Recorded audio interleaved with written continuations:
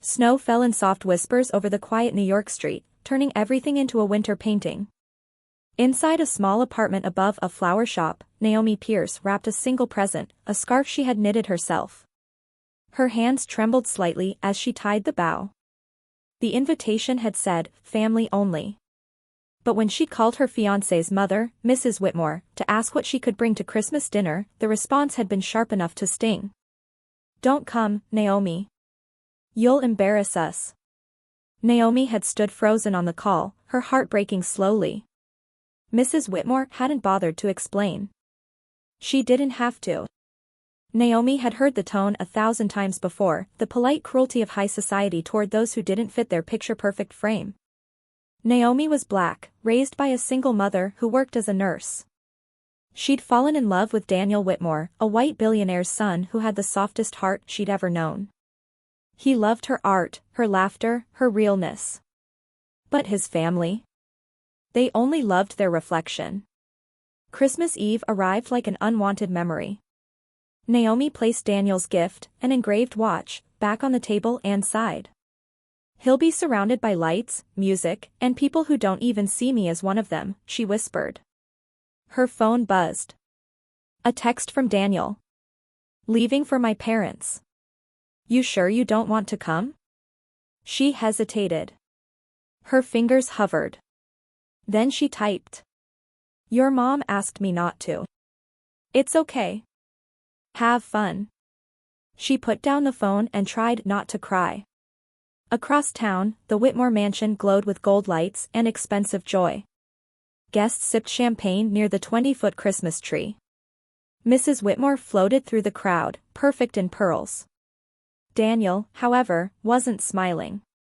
He'd asked about Naomi 3 times, and each time, his mother's replies were colder. "She's not exactly appropriate for our Christmas gathering," she'd said. "You'll understand when you marry someone from your own circle." That last line made something snap inside him. He stood abruptly, his chair scraping the marble floor. "Excuse me," he said tightly. "I forgot something important." His mother frowned. "Where are you going?" He turned to her with a calm fury she'd never seen before. "To spend Christmas with my fiancé, the woman who actually knows what love means." And he walked out.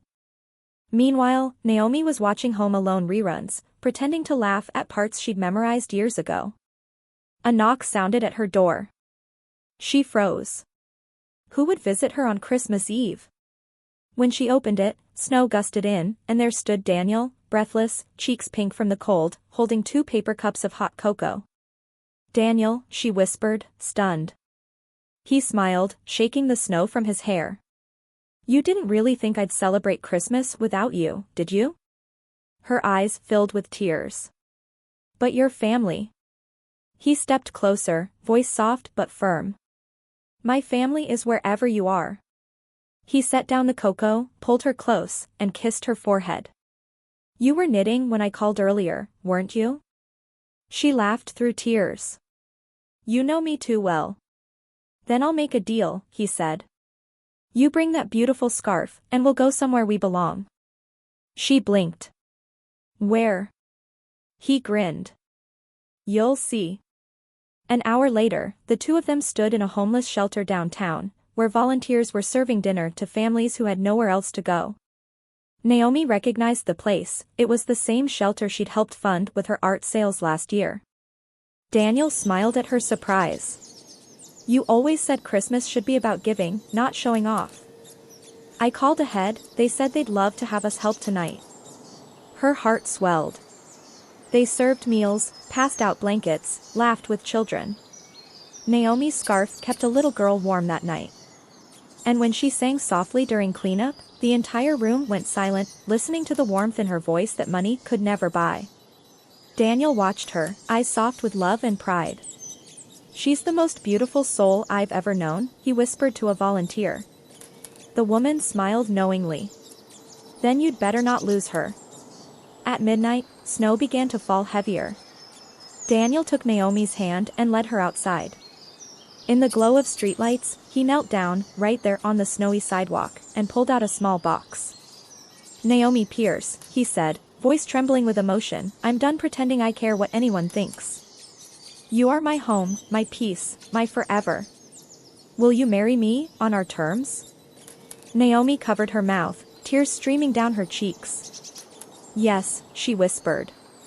1,000 times yes." Cheers erupted from the volunteers watching from the window. Someone even threw a Santa hat in the air. The next morning, photos of Daniel proposing in the snow went viral online. Billionaire heir proposes to artist girlfriend at homeless shelter on Christmas Eve. Every news outlet carried the story. When Mrs. Whitmore woke up and saw the headlines, her heart nearly stopped. Calls flooded her phone, friends, journalists, even investors praising Daniel's authentic compassion and modern values. And then came the call she couldn't ignore, her husband's voice sharp as a blade. "You told Naomi not to come? Do you realize our PR team just said Daniel's decision might save the family's reputation after last quarter's scandal?" She said nothing. Later that evening, Daniel's parents showed up at Naomi's apartment unannounced. She opened the door, still wearing an apron dusted with flour from baking cookies. Mrs. Whitmore's eyes darted nervously. "Naomi, dear, may we come in?" Naomi hesitated, but stepped aside. The older woman fidgeted. "I owe you an apology.